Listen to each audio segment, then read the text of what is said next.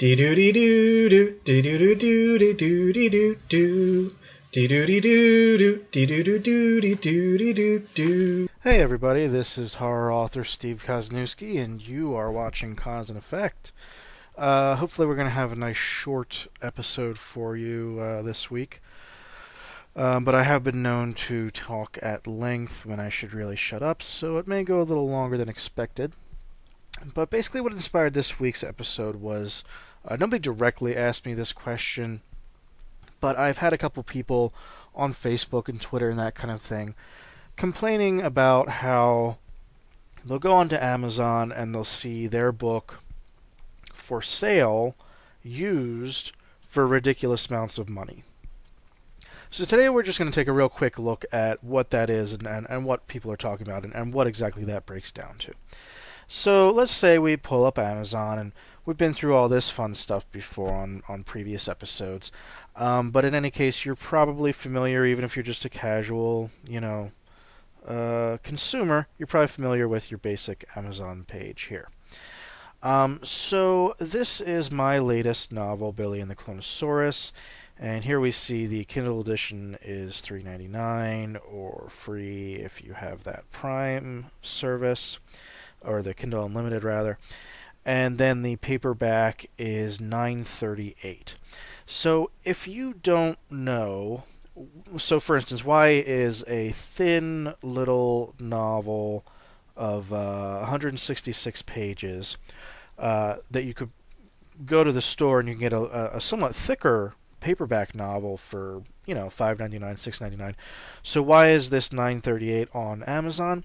In case you don't know, that's just literally the printing costs. So my novel is print on demand. I'm with a very small publisher, the Great Severed Press out of Hobart, Tasmania. And we don't actually have a printing shop, so what Amazon does is they print the paperbacks for us, and they basically charge the entire printing cost each time that they print one, as well as, they have to have their profit plus my small piece of the profit and Severed small piece of the profit. So $9.38 is the actual cost for them to print, plus overhead and all that kind of stuff. A 166-page book. So the thicker that book, the more this price is going to go up. So some of my other books that are longer, so they have more paper, they have more printing, that kind of thing, they're more up in like the $11, $12 range. And if you start to have real big, thick, fat, Wheel of Time kind of books, it could go almost up to $19, $20 stuff, prices that you would never see in the bookstore for a paperback. But anyway, that's what's going on with the Amazon price here. Then over here you see the new and the used prices, and these are both starting from $9.38. So what's going on here is the question basically. So if we click over to the paperback side, and this is the view for the paperback, and it's basically the same thing. But it breaks it down to the used. So I have 5 used and 11 new, theoretically, on sale for this novel. So let's click on there and see what this is actually breaking down to.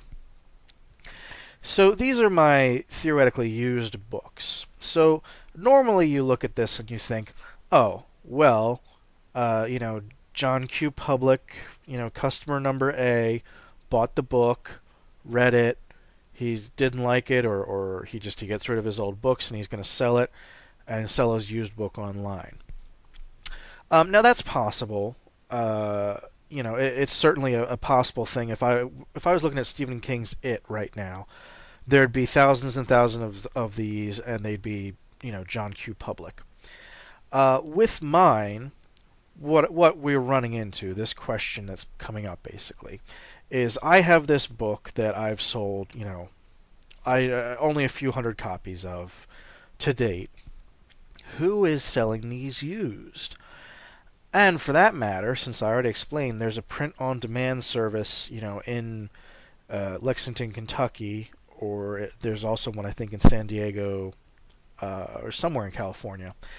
So if they're the ones that are printing this out, how can people possibly be selling new copies, let alone used copies? Then you dig into it and you see this first guy here. Well, okay, so that's Amazon for $9.38. Then you have this guy, Table to Part, is supposedly selling new copies for $9.46, and so on and so forth.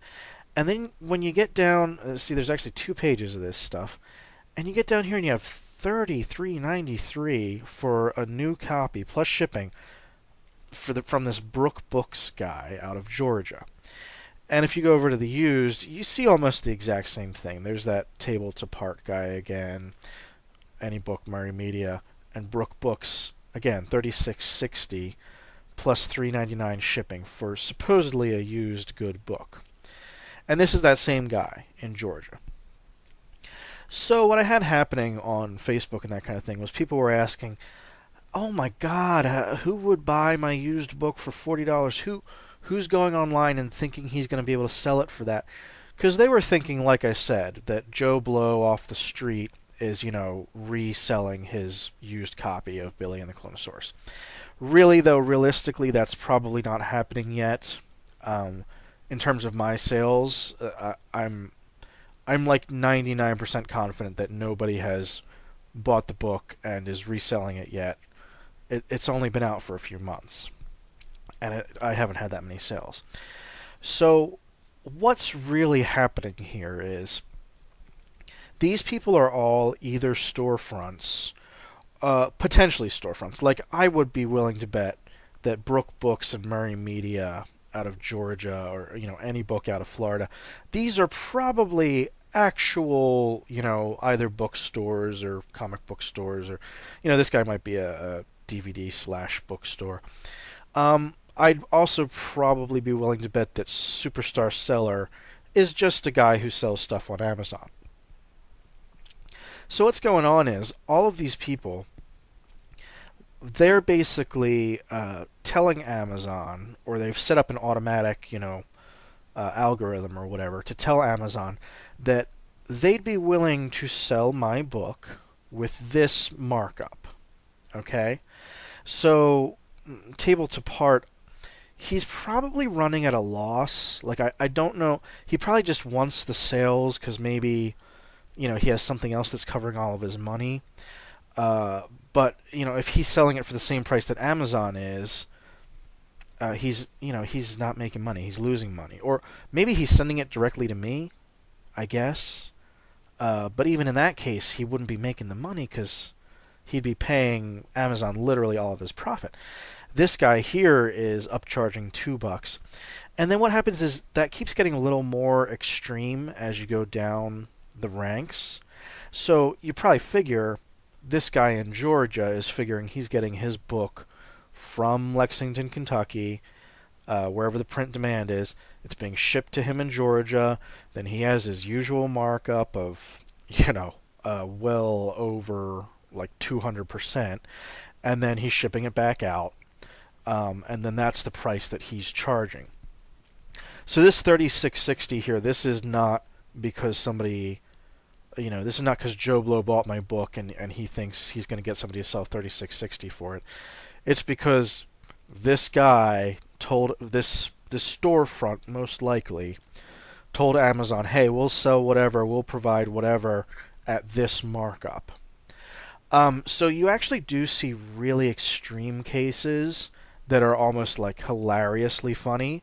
You'll especially see this when you have like out of print books and that kind of thing, because what'll happen is if a book goes out of print, this price starts to go way, way, way up because he's got to get a hold of that copy that he promised he could sell you. So I have actually seen things on Amazon like my out of print anthology being sold for like $900 used, which is just, it's just insane. But yeah, long story short, when you go on here and you see these new and these used, it's probably not actually what you're thinking, like an honest guy reselling his copy of your book. It may be, but it's most likely these guys adding on their markup to make sure that they would still get a profit, even if they had to do the whole thing through Amazon themselves. They're making sure that they're still making their profit. So that's all that's going on there, and it's nothing weird, and it's nothing to get excited about. And yeah, you will see it on there sometimes where it's for $99 or hundreds and hundreds of dollars, but it's not like it's not like an unusual thing. So thanks for tuning in. That was Cause and Effect. Like I said, I think I talked a little longer than I should have, but this is still going to be a fairly short episode. So thanks for tuning in, and we'll see you next time.